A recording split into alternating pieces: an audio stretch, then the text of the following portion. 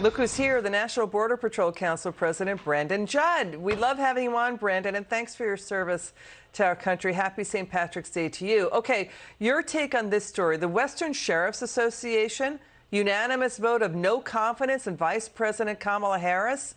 They're saying that, she needs to be sidelined and not deal with the border at all. Your reaction? Yeah, the vote of no confidence is absolutely warranted. By every normal standard, she's failed miserably, but she doesn't care. She's not judging herself on a normal standard. What she's judging herself is on whether she's doing what the base wants, and she's doing exactly what they want. So she's failing on purpose because she wants this open borders policies to continue. Okay, there's also this story. Axios is reporting the White House is launching a war room at Homeland Security. It's called the Southwest Border Coordination Center, preparing for a surge of more than 170,000 migrants if the White House ends Title 42. That's the Trump public health order for the pandemic. So why do a war room? Why not just keep Title 42?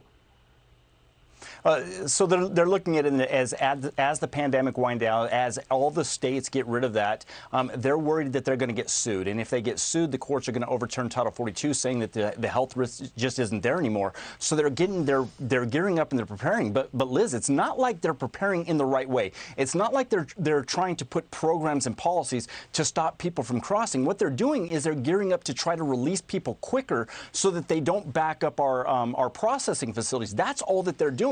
So we're already on pace to apprehend 200,000 people this month. That will be the highest march in the history of the Border Patrol. We've already released 50,000 people that we've apprehended. Only 50,000 were expelled under Title 42 to this point. So they know that we're going to get hit hard. So they're looking at how they can release people even quicker than what they're doing right now. They're not gearing up to secure the border. They're just gearing up to release people quicker. What's the national disgrace about this? There are women and children who deserve to come in as asylees and refugees. There's serious problems out there. We're an open arms nation. We're a generous nation. They get pushed to the back of the line because now the preponderance of those coming in are single males who are looking for jobs. That's not allowed under the asylum laws or refugee laws in this country, period.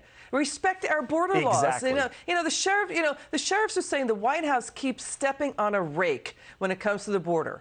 They were trying to help Vice President Harris in what she was trying to do, being the border czar. Instead, they said they've seen the administration go backwards, that now there's no line in the sand. It's like this invisible line in the sand when it comes to the border.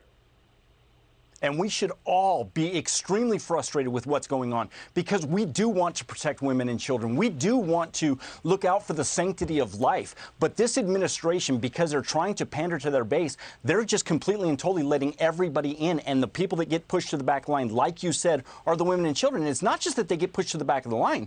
They're being used by cartels. They're being abused sexually, physically. At times, they're even being murdered. And it's simply because these policies, this open border policy, pandering to their base, that's allowing this to happen. And cartels are generating billions of dollars off of these vulnerable women and children. We should all be upset about this, but the lamestream media just doesn't talk about it. Only people like yourself. Well, thank you for that. But Vice President Harris, she made several trips, but south of the border, talking about stemming the flow of people coming in with root causes in Central America. She made, I think, one visit to the U.S. border. The president has never been to the border. He went to El Paso in 2008. That's miles away, and that was before he was vice president. Yeah, and let's be clear, when she went to the border, she didn't even go between the ports of entry. She didn't go to the problem spots. All she did was went to the locations that are secure so that she got this dog and pony show to make it look all good. If she would have went between the ports of entry like she should have done, she would have seen what the reality is. But she didn't want to do that. All she wanted to do was say that she went to the border. She does not care about securing our borders. She does not care about the safety and security of the American public. She cares about her base. And the delayed statistics coming out of the White House, they sat on that report for about 3 months. 34 terrorists were caught at the border on the watch list. 34. Yeah. Final word. Yeah, we're seeing everything. We're seeing people, again, like from 151 nations from around the world, something that we've never dealt with before. African nations, we haven't dealt with that before. It's outrageous. Brandon Judd, come back soon. We love having you on.